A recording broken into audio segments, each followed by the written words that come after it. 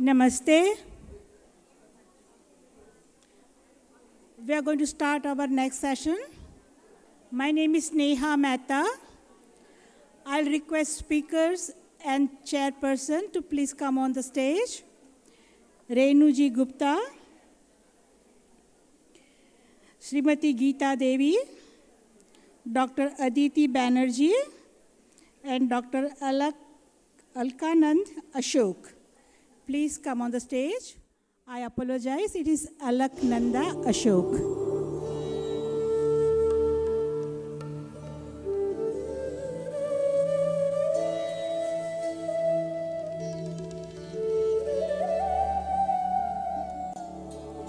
I would like to introduce our chairperson for this session, Srimati Renu Rajvanshi Gupta.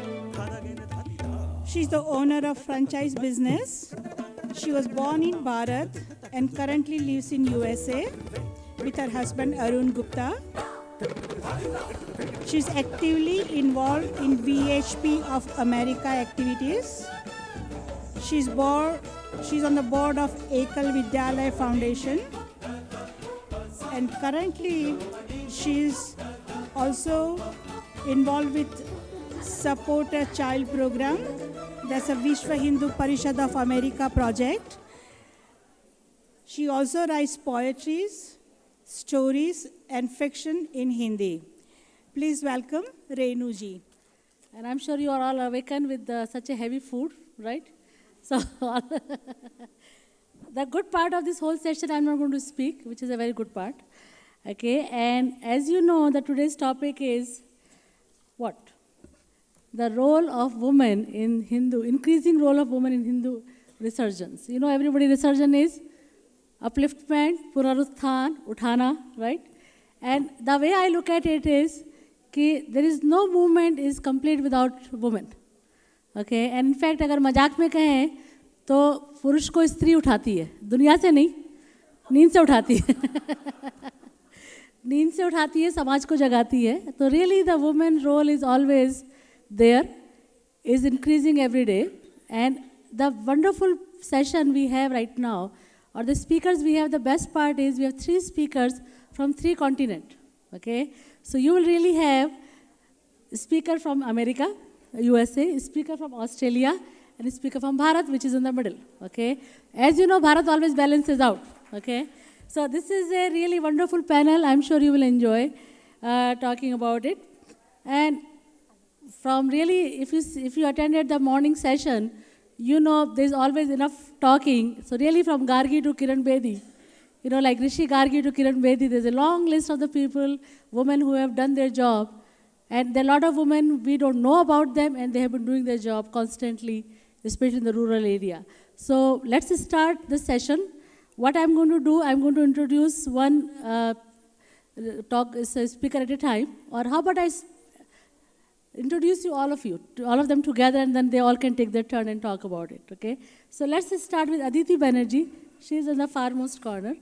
Aditi Banerjee is a practicing attorney at a Fortune 500 financial services company in the greater New York area. She specializes in corporate tax, and I don't know what M&A is. Aditi, I'm sorry.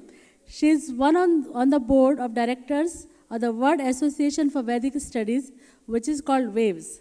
She also co-edited the book Invading the Sacred, an analysis of Hinduism studies in New York, America.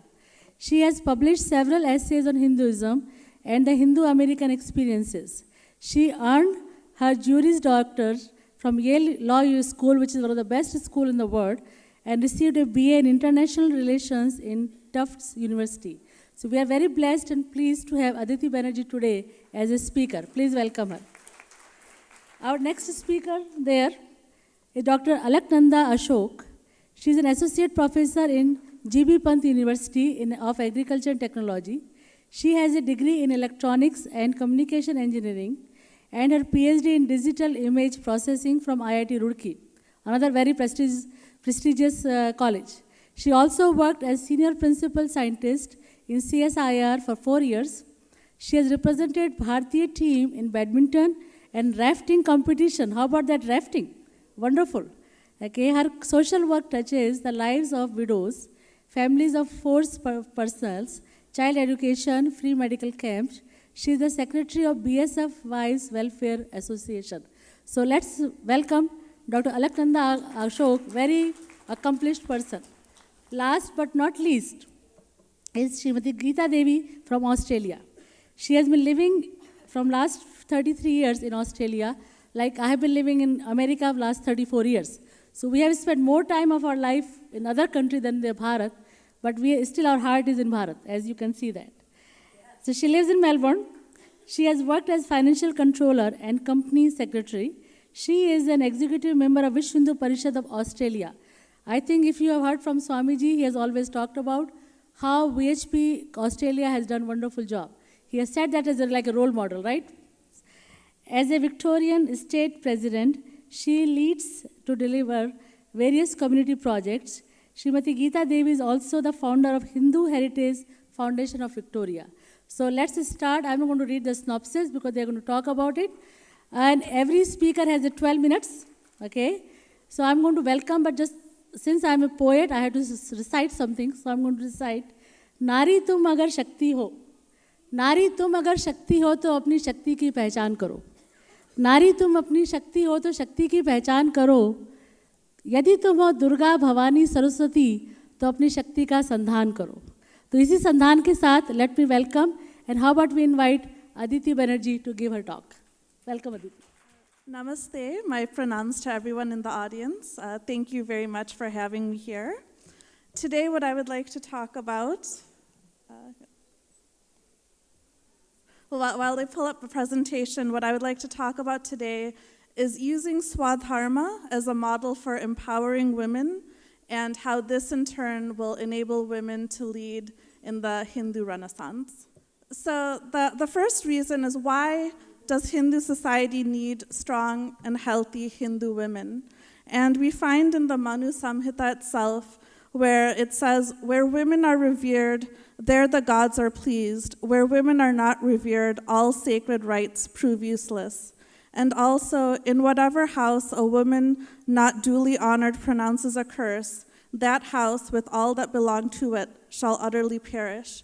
So we cannot have a strong, resilient Hindu society if we do not have empowered and honored women.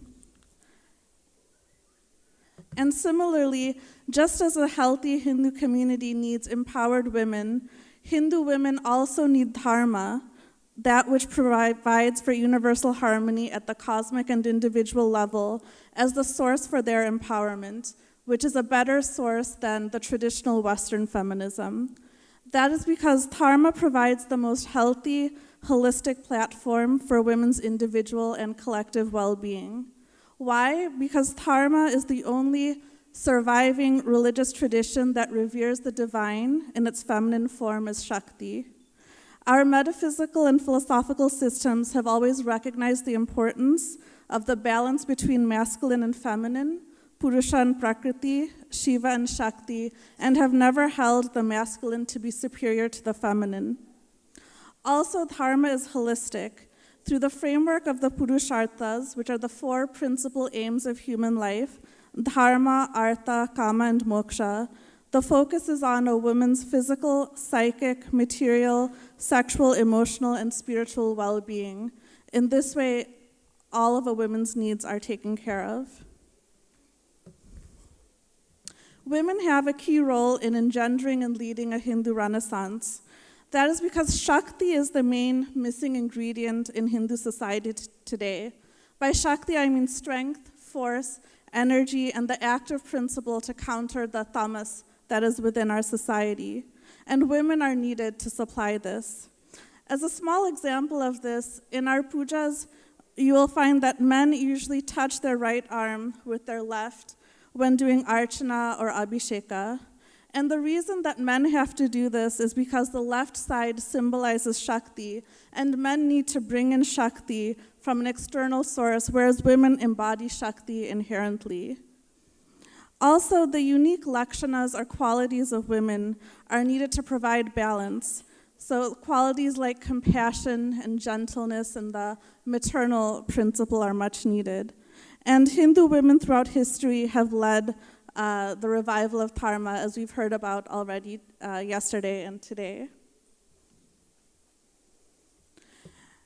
And the key topic I want to focus on for this presentation is the use of Swadharma as the key to female empowerment.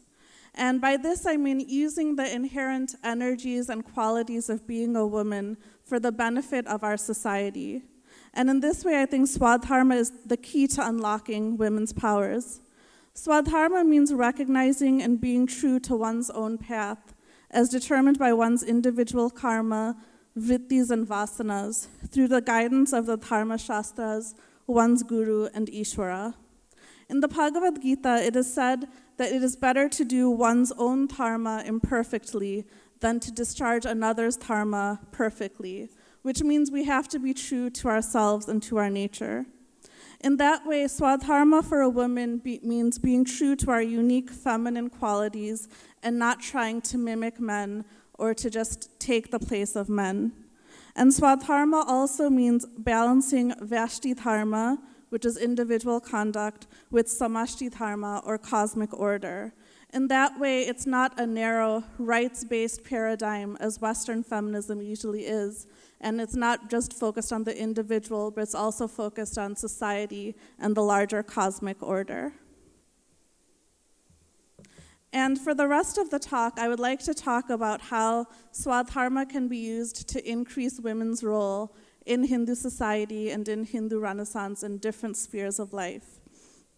So for example, when it comes to sadhana and religious life, today there's a lot of focus on women gaining the right to perform Sandhya Vandanam, becoming a Purohita, etc. Instead of that, I think it would be more constructive to focus on our Swadharma as women in the spiritual sphere. And so, for example, you would find women have an extremely important and primal role in this area, especially in the areas for the importance of bhavana and other qualities. So, for example, the story is given that the rishis were there and they had spent many lifetimes doing their tapasya, doing a lot of study, but still they had not gotten moksha. And they had to be reborn as the gopis, who in singing and dancing with Krishna and in loving Krishna attained moksha instantly, whereas rishis had spent so many lifetimes without being able to do so. And similarly, there's a story that Shiva, when he went to witness the Ras Leela, had to disguise himself as a woman. And there's also a famous exchange between Mirabai and Jiva Goswami. Jiva Goswami and Mirabai were in Vrindavan at the same time, and he refused to meet with her because she was a woman.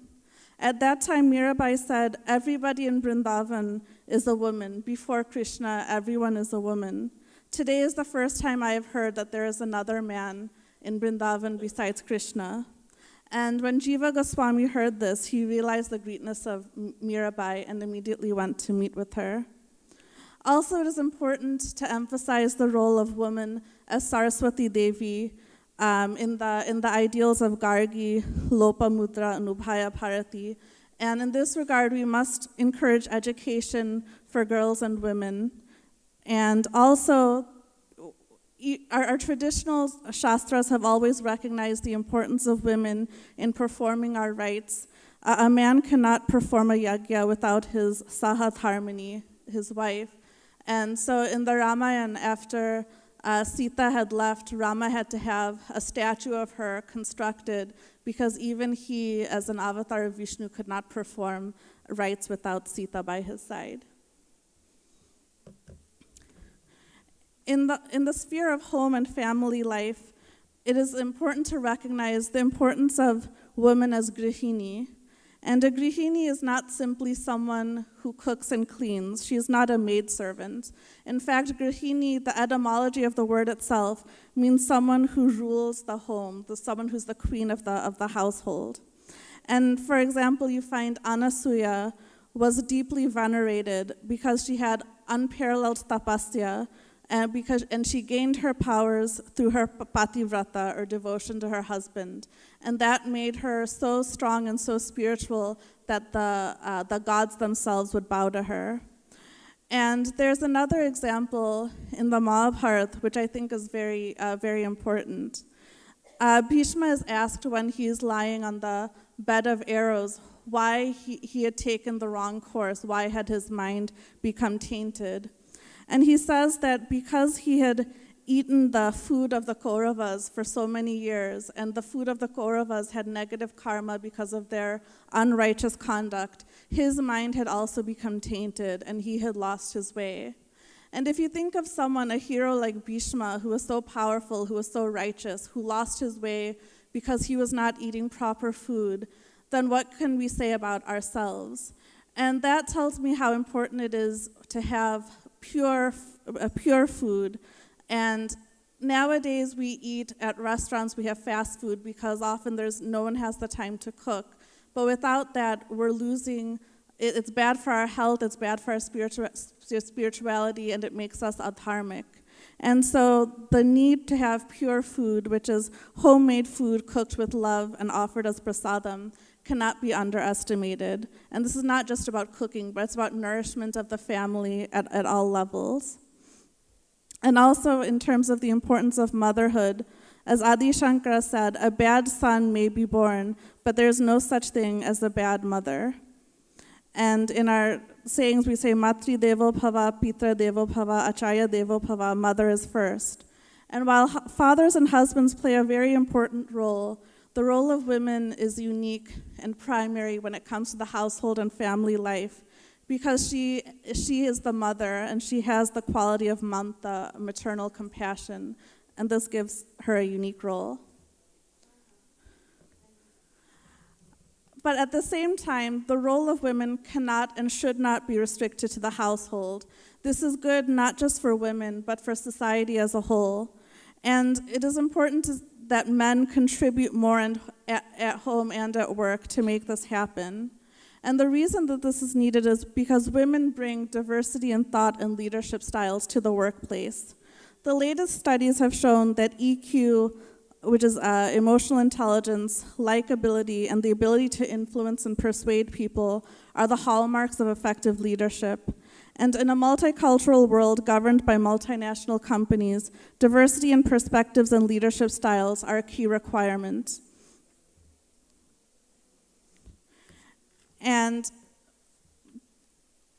we're at a place where we need to develop a new corporate culture. In a post-industrial society, job satisfaction is about intangibles rather than pay.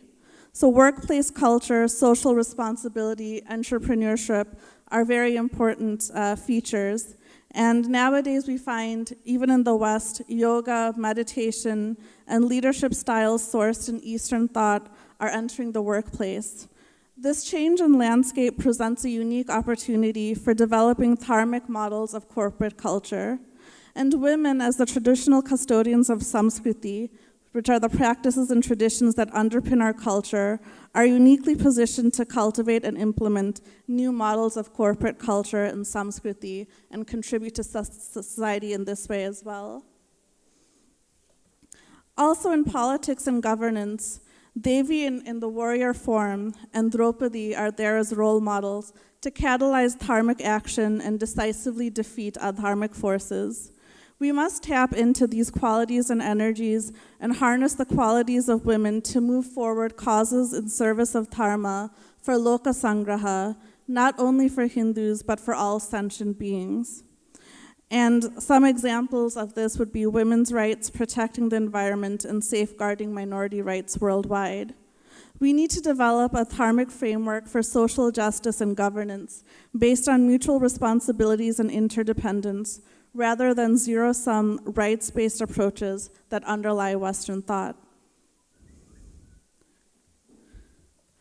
And when it comes to society as a whole, traditionally it has been women who have been the custodians of Samskriti. In the Bhagavad Gita, Arjuna in his lament noted that if women are corrupted, the societal order collapses and is destroyed. Samskriti is the vessel through which dharma is preserved and transmitted. This is ultimately the province of our rishis and our women. Historically, it was through nurturing children and running the home that women shaped Samskriti. Now, because women are in the workplace and increasingly entering the public space, we have a unique opportunity to shape Samskriti through these channels as well. This is a great responsibility and our swadharma in the current age. And I would like to conclude with just some suggested next steps for moving this forward. One thing is, I think it's important that women have significant autonomy over their own lives. There should not be culture wars over dress, contraception, and similar issues.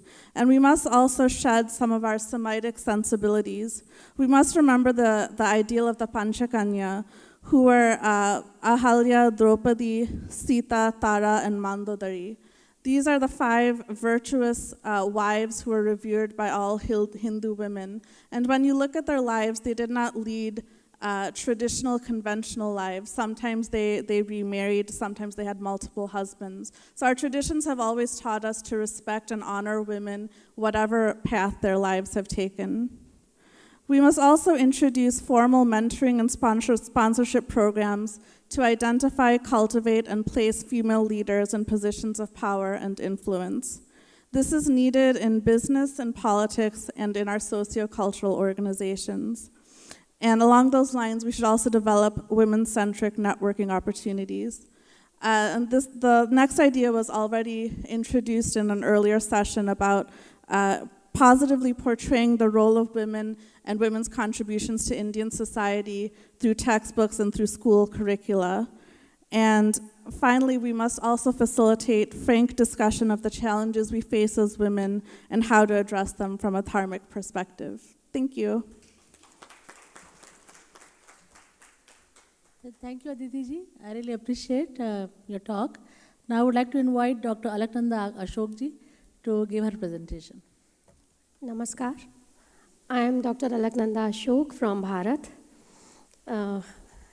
I welcome all the delegates who have come from all over the world. Before starting this presentation, I would like to share few of my feelings. A year ago, I came in contact with Rashtriya Sevika Samiti, and through some function only, and gradually I came to know about them, how they are working, and at the very grassroots level, they are working for the women and in various fields. I would like to say the work which they are doing for the girl-child education, as well as the protective environment which they are giving to the girl child to fulfill their desires and to encourage them to go for the higher education. I really appreciate their efforts, and I would like to say the way they are organizing different seminars to educate Indian girls, Bharatiya girls, to know about the laws which judiciary has made for them, how can they use them and how can they implement them. I really appreciate their efforts.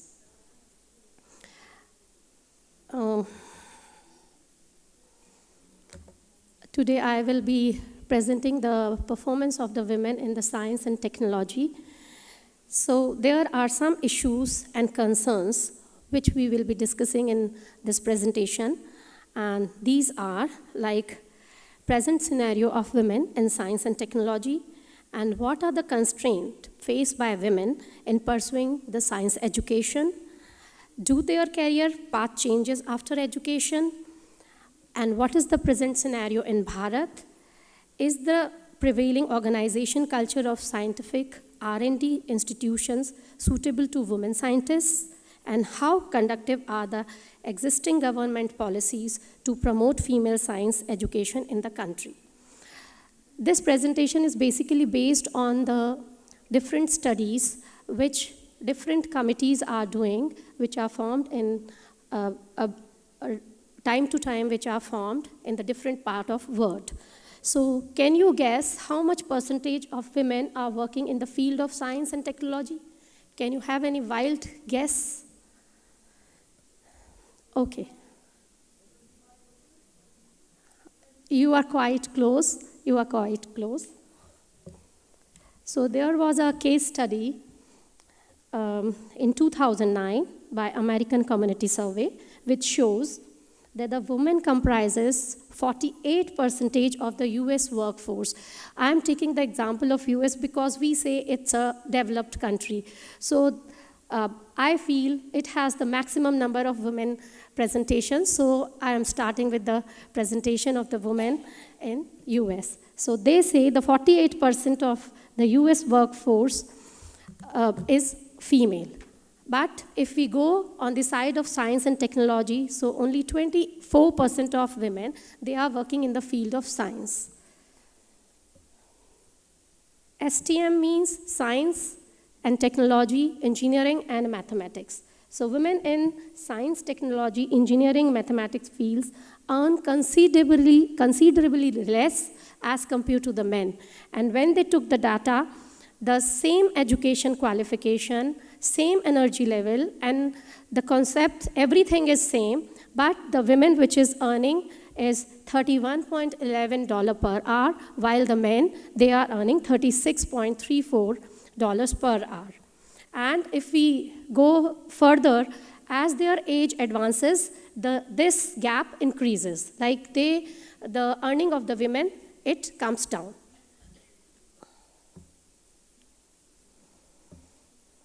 Now we can explore the possible reasons why there is low representation of the women in science and technology.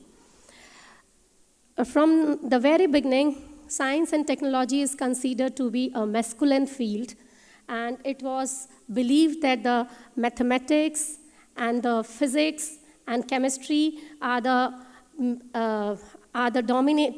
dominating fields by the men. So this is the gender gap in science has been observed in most societies. Second, the exclusion of women from science for a long time all over the world.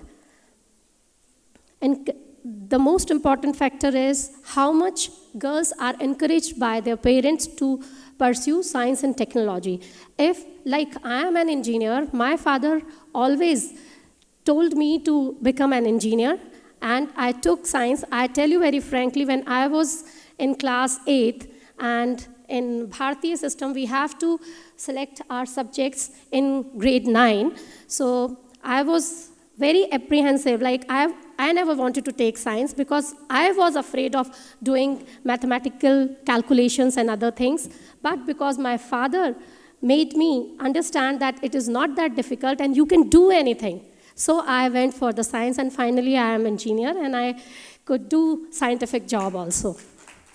So parents play a very important role to motivate girls to go into the science and technology side. Similarly, it is seen that even in the classroom, when the teacher teaches, she shows like boys can ask questions, but girls have to follow the rules.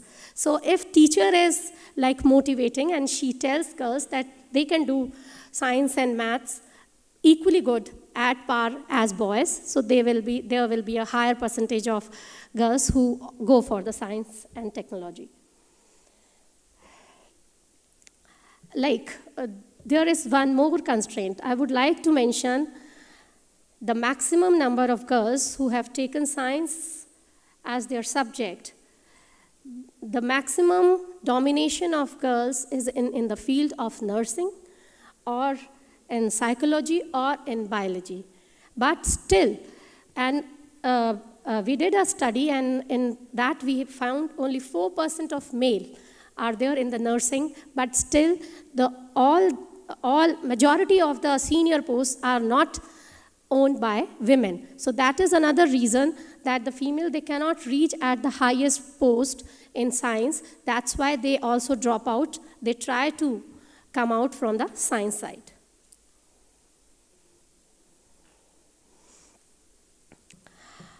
Lack of female interest, that is also a very major point. Like meta-analysis shows, it is a fact, like physical thing, that boys are good at maths, girls are good at musical side or like artistic side, painting, coloring. But if we train them, they can do equally good as boys. Then biological explanation. Spatial sense is considered a critical component to success in engineering and other branches of science. What is this spatial sense? Spatial sense is like if the number of girls is less in a particular field, when they enter into this field, they have a fear of failure. And this fear of failure gives them a burden, stress, so they cannot do very well. So we have to take them out from this, and training can fill this gender gap. Stereotype threat, like this is again, no, yes, women are susceptible to stereotype threat. They have this threat of failure. Like the domains in which male are dominating, they have this fear. So negative stereotype about girls' capability in mathematics and science, that stereotype effect discourages them to take the science subjects. So a study have found that the learning environment can greatly impact women's success in these courses. This is again a case study by statistician, which shows like a pipeline effect. In this effect, you can see in the beginning, when they were boys and girls, they were in class 9 standard, it was almost about the same number of boys and girls who opted for the science subjects. But because of some reasons, 143 of the men and 45 of the women could do their major science subjects. So the gap increases. And further, 44 men and only 20 women can complete their degree courses in science subjects. And finally, 5 men can do their PhDs and they can do their higher studies, but only 1 female was left as compared to the data. So now the ratio is 1:5, while in the beginning it was almost equal. So we can see this gradual declination of the female participation in science and technology. So what are the reasons of this effect? First is like discrimination, sexual discriminating standards against women, and when they are into the service, they have to balance between their family and the work, which gets down their performance. And then their colleagues, they generally don't support because the number of female who are in science and technology is less, so they feel a gap. And there is one very important effect, that is glass ceiling effect. Knowingly or unknowingly, when she goes up, there is some blockage from female colleagues. So this is a glass ceiling effect, and we can say this lack of women at the highest level of the profession may be due to so-called glass ceiling effect. The glass ceiling is the unseen yet unreachable barrier that keeps women from rising to the upper rungs of the corporate ladder, regardless of their qualification and achievement. And this is the fact, like since in science, technology, engineering, and maths field tend to be a male-dominating field, so the women who's working in science and technology field, they hit this ceiling.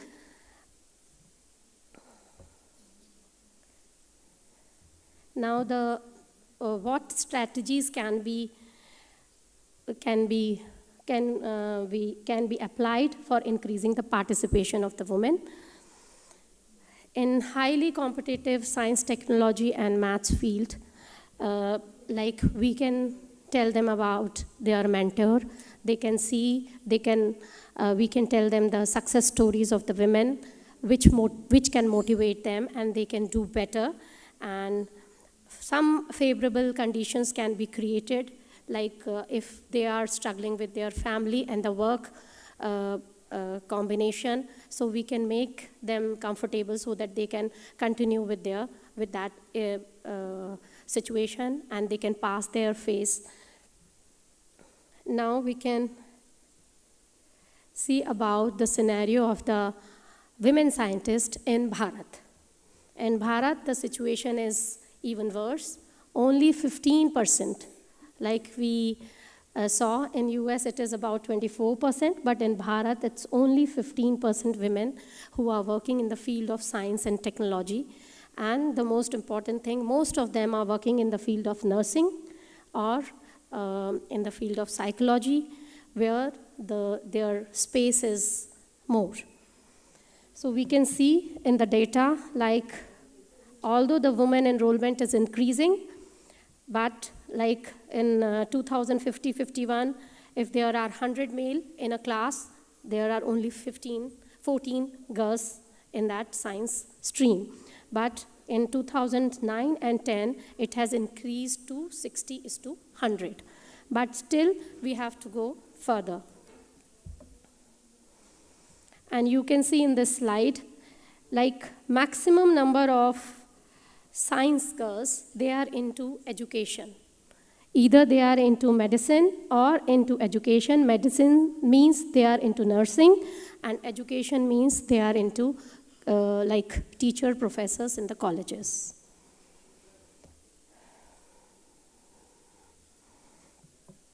The latest available data shows that 61,050 women employed in R&D establishment, which is about 15.6% of total manpower. So we can see only 15% ladies are working in science and technology. And among them, the 84% of the total women are employed in the institutional sector. The majority of them were engaged in administrative activities. So we can say still very few women in science and technology are at the higher level, at the senior position. So the scientific institutes in Bharat are extremely hierarchical and also show gendered hierarchies. Women participation is confined to junior positions, and the few women who do make it to the senior decision-making position are not able to change the essentially masculine ethos of these institutions. Although they are at the senior-most power, but they don't have the power to take decision, or they can do some good for improving the strength of the women.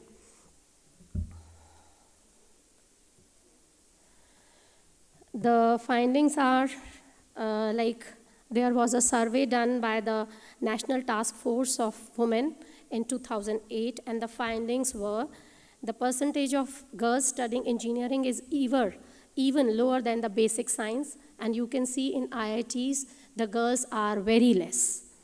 So some part of the country appears to be lagging behind, and regional disparities are eventual. Like you can see in few pockets of Bharat, the women are not encouraged to take science subjects. So in those parts, the participation of women in science and technology is very less. There is a drastic drop in the percentage of women from the doctoral level to the scientist and the faculty position due to the recruitment procedure and the family responsibilities. So we should make some flexibility in the recruitment, as well as when they are in crucial time of their family responsibilities, we must have some planning for them to give them a support. So there is lack of women at the senior most administrative and policy-making position in the science institutes. So what are the recommendations given by this task force? Rules and regulations for time-bounded recruitment for increasing the proportion of women scientists per year must be put in place. Like we have policy that we should have at least 33% or 20% of women participation at every level. But we must implement this, only then the women can go up. The unwritten barrier on the employment of husband and wife in the same institute should not be broken. Like they should be allowed to work together so that they can look after their family in a better way. a directive regarding code of ethics to be followed while asking questions to women candidates during the selection by the committee.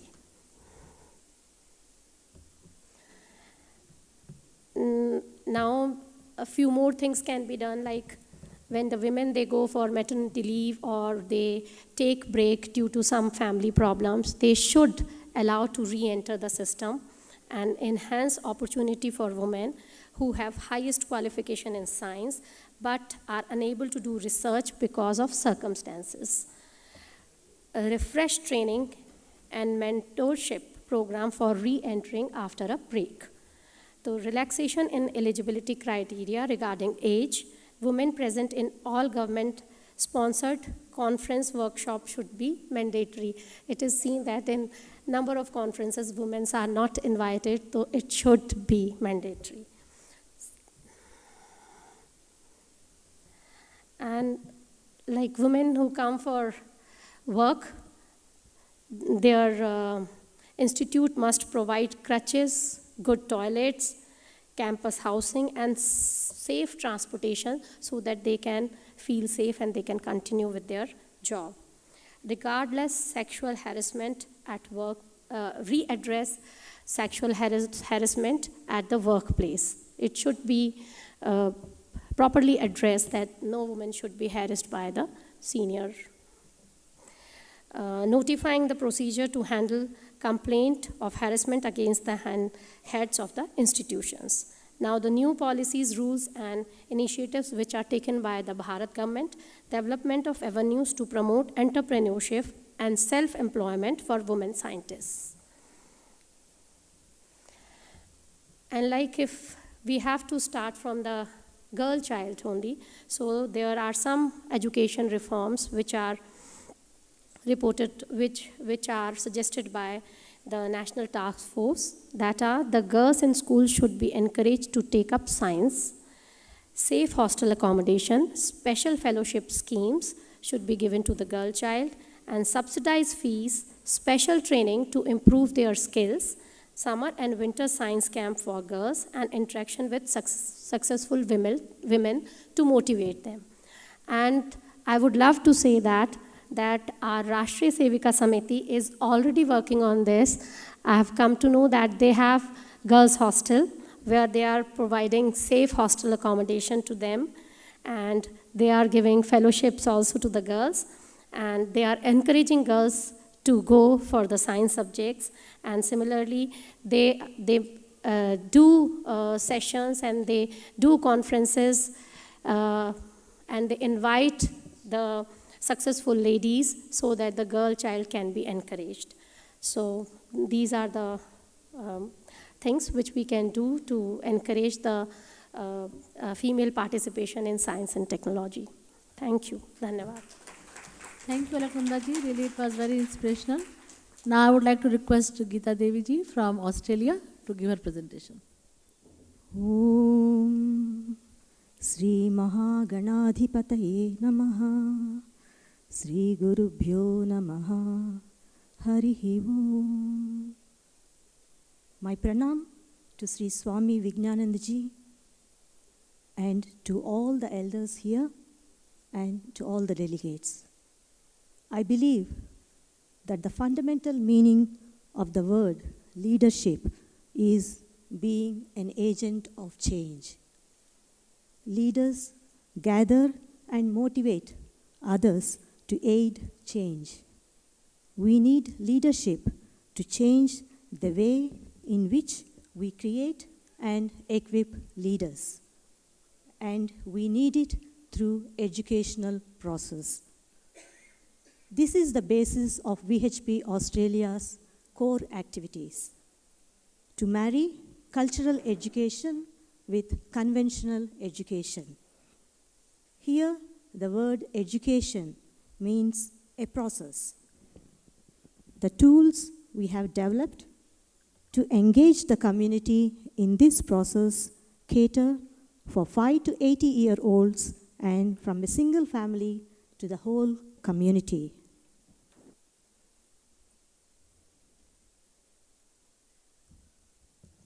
Hindu women have excelled throughout the history in all aspects of life. We are descendants of great rishis like Gargi and Maitreyi.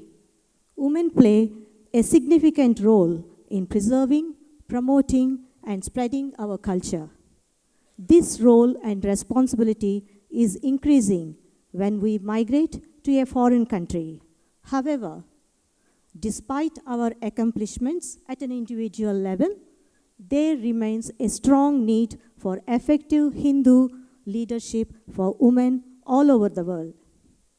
VHP Australia, in that respect, has gone beyond offering women token roles, or should I say, decorative roles. In VHP Australia, we have women at all levels, from leading the key national executive bodies to various subcommittees at county level. For the past 7 years, VHP Australia has genuinely invested in supporting and nurturing women. We have developed programs and tools for both men and women, but we have also created an atmosphere suitable for women to engage with the community more effectively. To give you an idea of Hindu presence in Australia, here is a brief on Hindu Australian community. The earliest evidence points to Hindus arriving in Captain Cook's first fleet in 1788. Today, it is estimated over 400,000 Hindus in Australia. These figures clearly show the mass of Hindu community and their growing economic and cultural influence in Australia.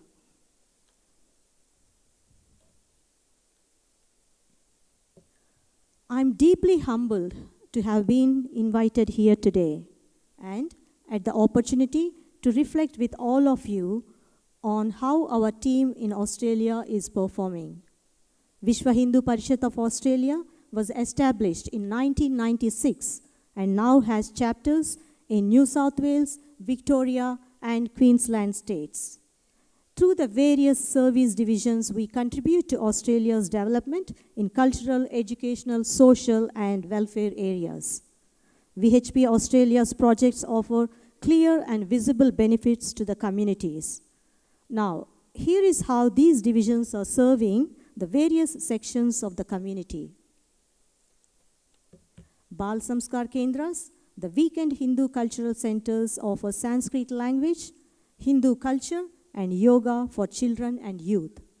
All over Australia, we have 11 such centers. Hindu Dharma classes in Australian state schools in Sydney is a mainstream project. It currently reaches out to 8,500 children weekly. Children and youth heritage camps and workshops offer cultural safety net, another way in which we provide support to young families. Over the years, VHP Australia created a pool of valuable resource to the community, that is, of teachers. In one of the largest state school Hindu Dharma program outside India, or should I say outside Bharat, we have 300 teachers. We are very proud to say that 95% of them are women. All these women are well qualified in private and public sectors, often juggling career, home, and children. Yet, they come forward to take up their social responsibility seriously and spare their valuable time for Vidyadanam to other children. Note that these are not paid positions. These are all voluntary positions. The way these programs are received by the community with love and affection is our measure of success.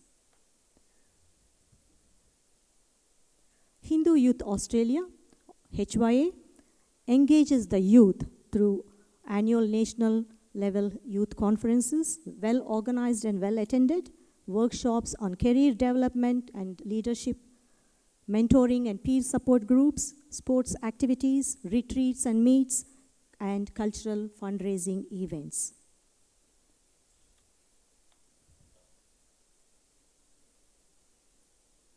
The Veda Pathsalas and Vedic Cultural Center of Australia, or first of its kind outside Bharat. We have also lobbied with the government bodies and received community language recognition for Sanskrit in Australia. Sanskrit is now taught at all Bal Samskar Kendras and Veda Pathasalas as an accredited language program. Last year, we have started work on having a building for Vedic Cultural Center in Sydney. Hindu Social Service Foundation, the Seva wing of VHP Australia, conducts special needs children and senior citizenship programs. Caring for the caregivers, the often forgotten group, is one of the significant aspects of their work. Often, the foundation's activities are done in collaboration with other organizations. We not only volunteer our time, we also raise money for other community organizations.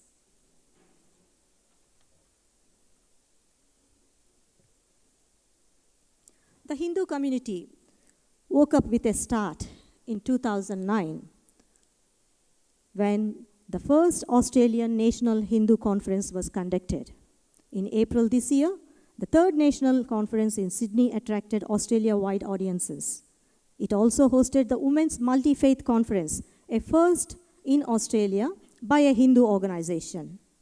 In organizing these conferences, we shape Hindu identity and showcase Hindus as contributing community to the Australian society and economy. For the first time in Australia again, VHP launched HOTA in Sydney in April this year. HOTA is a forum of participating Hindu temples and organizations to explore opportunities to enhance community service and preservation of Hindu culture. Over 20 organizations came together for the first forum. In July, New South Wales HOTA, and in September, Queensland HOTA teams have conducted their first forum events successfully. Vedic Village is an interactive educational cultural event celebrating multiculturalism in Australia and engages the mainstream Australians effectively.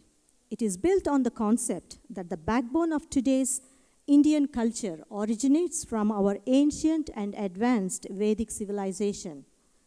Launched last year in Melbourne, this event was a huge success. 40% of attendees were non-Hindu and non-Asian.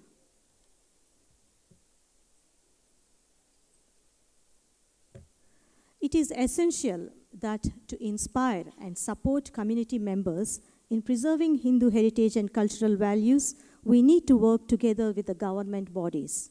To that effect, majority of our programs and projects are done in partnership with local councils, Australian federal and state governments. As seen here, we have represented Hindu communities successfully at various events, seminars, community consultations, and advisory panels conducted by external agencies. You can see some of the key indicators of this aspect here.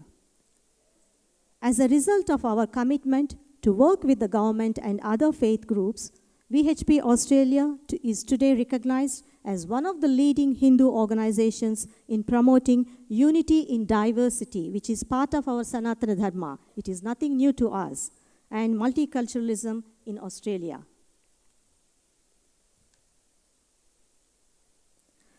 The level of confidence of the community and the Australian government in our activities can be seen from this summary of grants received so far.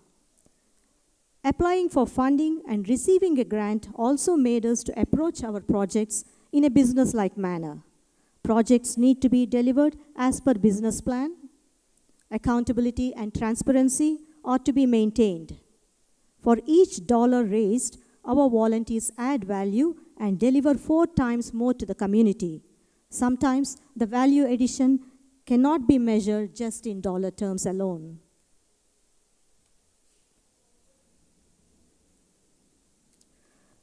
VHP Australia is largely a women's team, and they head the organization. For example, the state presidents and secretaries of chapters in Melbourne and Brisbane are women. National General Secretary, Joint General Secretary, and Treasurer are women. Most of the projects are coordinated by women. We have created a new wave of Hindu women resurgence in Australia. In all the projects, we have involved all our volunteers, and women especially are the driving force. I would like to call upon our core team members present here today to come to the front of the stage, please. Srimati Akhila ji, Srimati Amita Saxena ji, Dr. Manonmani ji and Saraswati ji. They are not here today. Yep. Now, we all know the Shakti that drives VHP Australia. We, as a team, worked on self-reliance in the face of cultural isolation and revived confidence in our Vedic roots in a foreign country.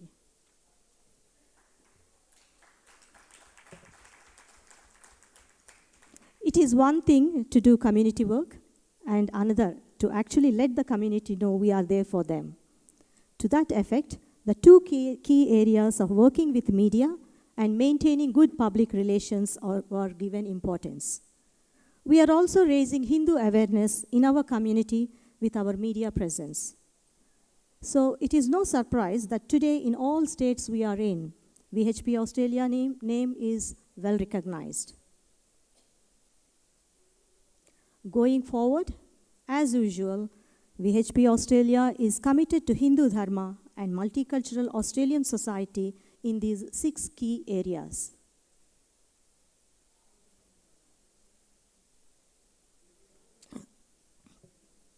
Today, throughout the world, including in Australia, we are in the process of seeing Hindu women taking active interest in all aspects of administration of cultural change.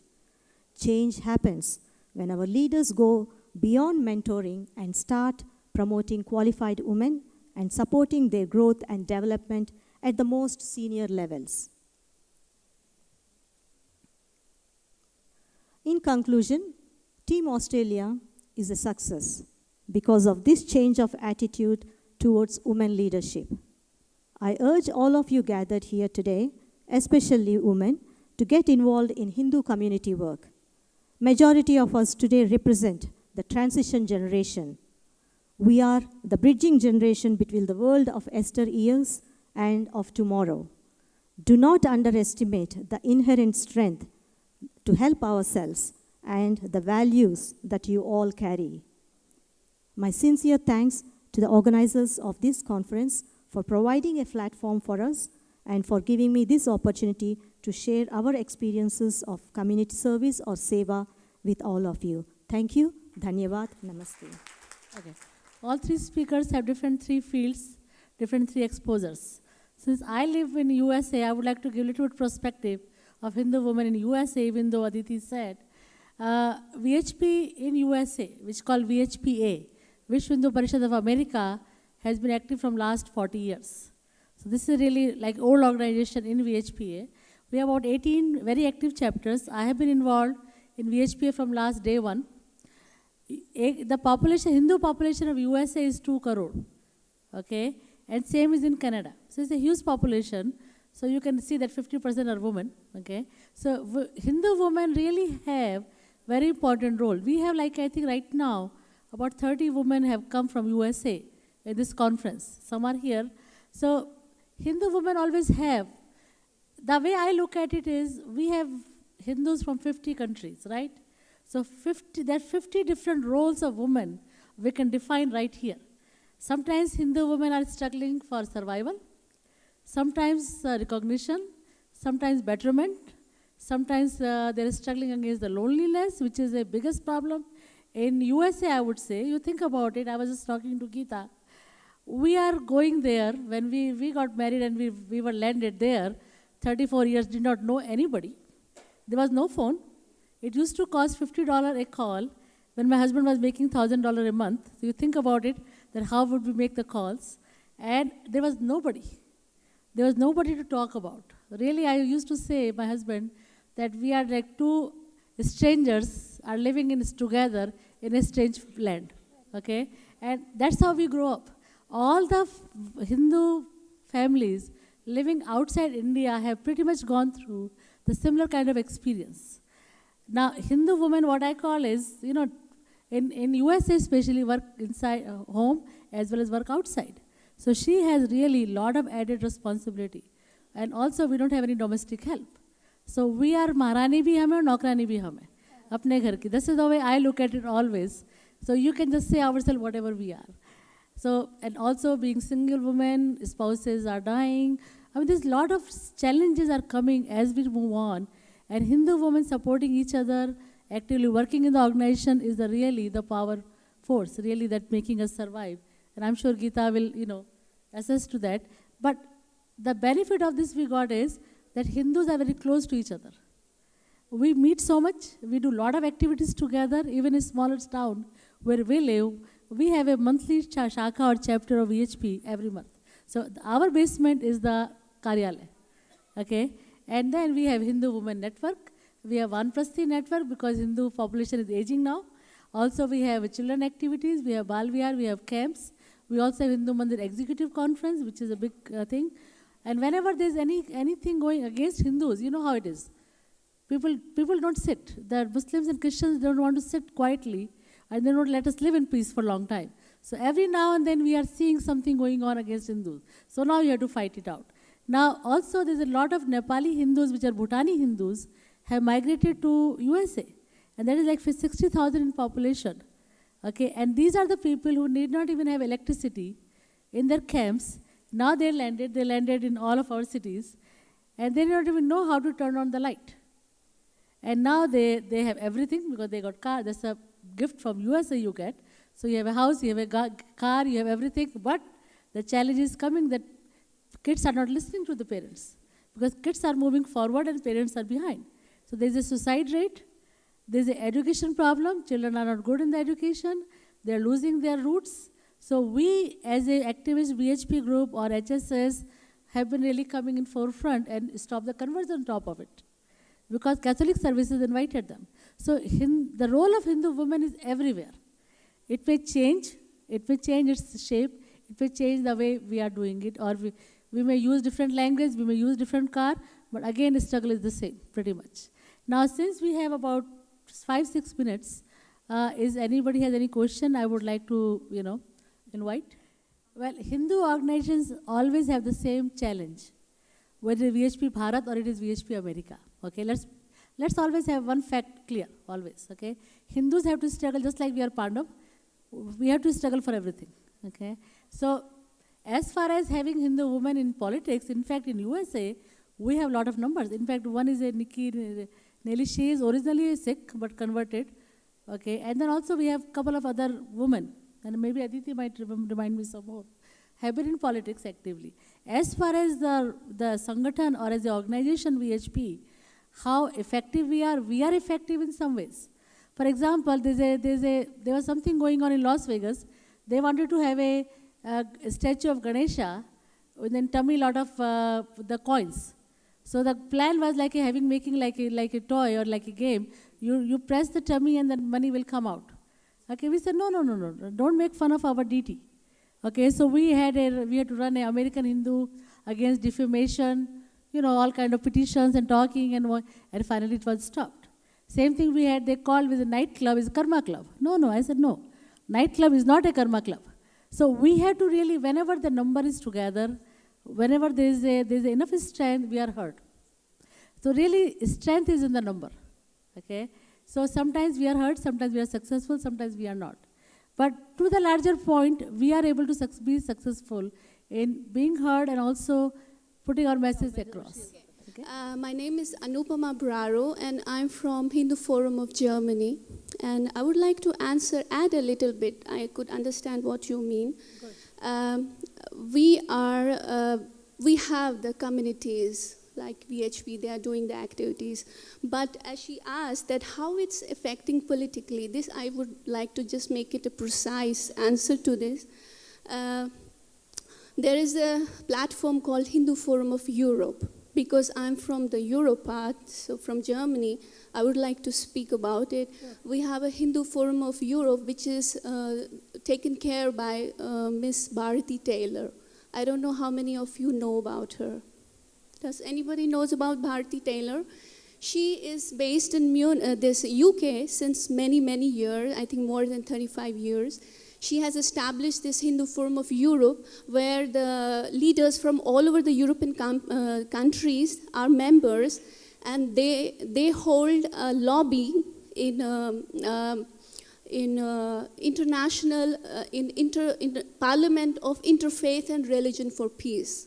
And this is very important because when we have a lobbying there, it really make a lot of difference about the issues what Hindus are facing, not only in the international level, but in India too. So it's very important. And we, as Hindu Forum of Germany, are connected to Hindu Forum of Europe because this helps us, the Hindus in Germany, to really address the issues. I mean, as such, there are no issues what we face, but there are subtle issues, on the political level, on governmental level, what every Hindu does face in terms of solidarity or tax benefits or zoning, or there are many things. So it really helps in that way, you know. I hope I could answer your question. Yes, thank you so much. Thank you so much. I mean, Actually, I was asked to give a speech about it, but this time, the Hindu Forum of Germany is still a budding platform. We just started working on it from this year only, and I am trying to bring it forward. I'm just a one-man army there, but hopefully for next 2018, I would like to present more work, something like that. Thank you so much. And actually, you should count on the help of all of us, because we have email addresses in the list, and please, whenever you have something going on, anybody from different countries, email is the best tool to reach out to each other and then help. Yeah, I would not like to take,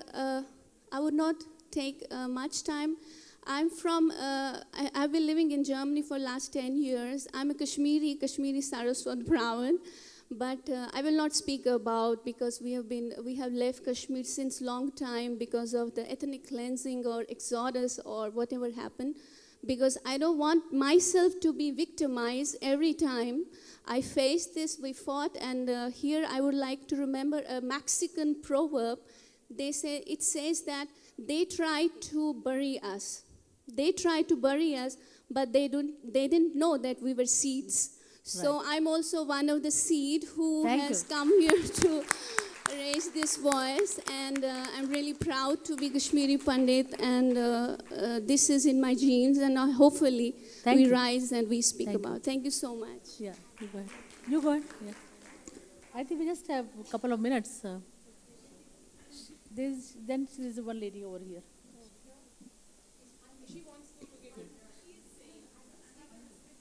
Give her the chance. Yeah, give her the chance. You already have spoken before. Let's speak her first.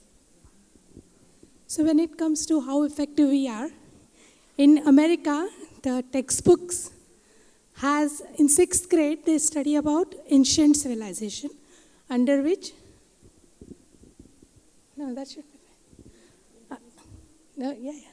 under which they study about India and Hinduism.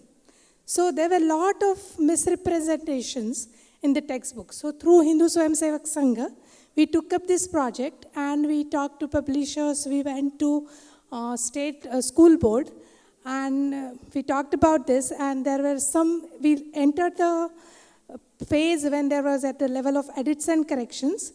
So we suggested 117 corrections and they accepted 92 out of it. And after that, the project was taken because of there is some law, they haven't done it right. So HAF, Indo-American Foundation, took that forward. So that is, Indo-American Foundation works on lobbying mainly, and HSS works on the cultural and social classes. So throughout the USA, HSS has 144 chapters. Thank you. Thank you. You have a question? No. Yeah, let her leave with the last. I just wanted to compliment Uma and Renu and Anupama.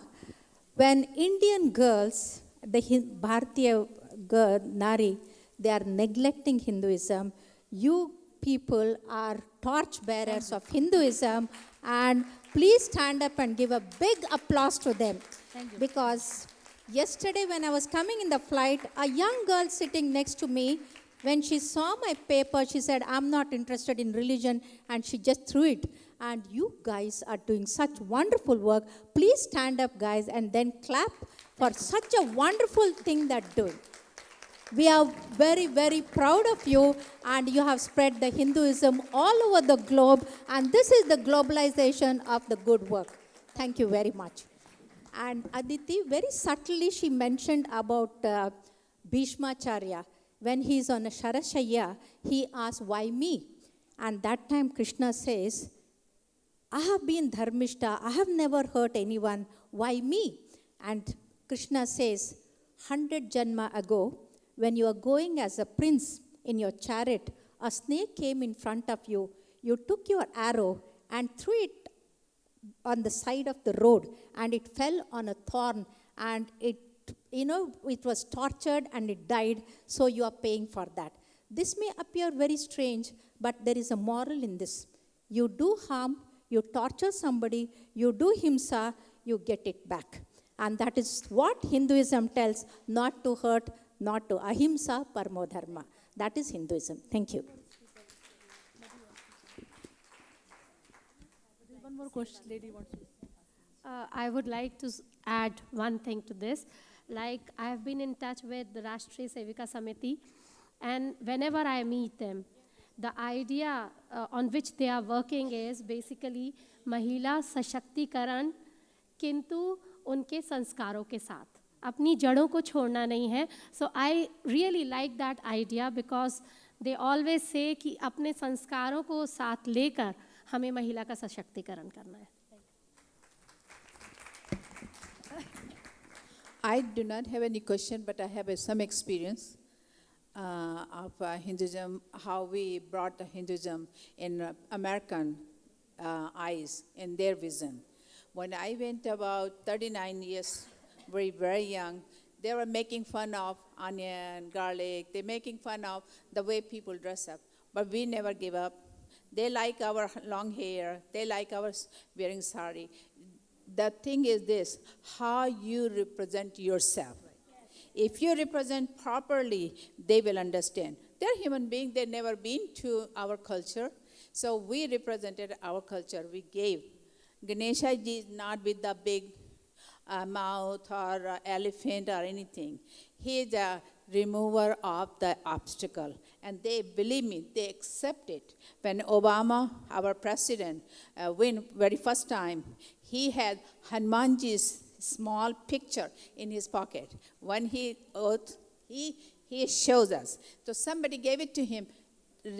How you represent, how you show yourself. Nobody asked me to drink. Nobody asked me to smoke. Some people like to do. They wanted to show what they are. But I'm a Hindu woman, and I'm Hindu. And it's not like thing. We, in the very beginning, when we reached there, anybody, doesn't matter, Sardar, South Indian, anything, anybody meet, we always say in the grocery store, hi, hello, how are you? We do represent them. We brought our religion. We brought Ram Leela. We brought Garba. We brought Mahalakshmi, Durga, Astrot, everything. We do Ganesha, Mela and Ganesh Chaturthi Day. And we do this Visarjan. It used to be very small tank. Now we have almost this area, big, very swimming pool type, portable. And they take 4 hours. We all dance and everything for a small area. Go and they have some kind of a special material to make Ganesha ji to do Visarjan. It's not only Hindus. Other people are watching us. Other people are seeing. So it depends how you're representing. It takes a long time, but we brought Hinduism in the vision of in the world. Thank you. Thank you. Thank you. So let's conclude this session. We are almost done. And I think Hindu women future is great. We all are happy and proud of ourselves. How about that? The overseas student issue that you have read in Indian media extensively a few years ago, it's more to do with the racial discrimination, and also it's more to do with social unrest over there. It's nothing to do Oh, sorry. Can you hear me now? Yeah, yeah. It's more to do with the social inequality over there rather than, I would say, targeted. It was targeted in the first place as a racial one, it started, but it's not as it was portrayed by Indian media. And over the time it has subsided, especially the local government has done its utmost to reduce the gap between whatever is happening for the overseas students. And with regard to our own children living there, we haven't faced much of a racial discrimination as such. So that way, I think we are a bit blessed.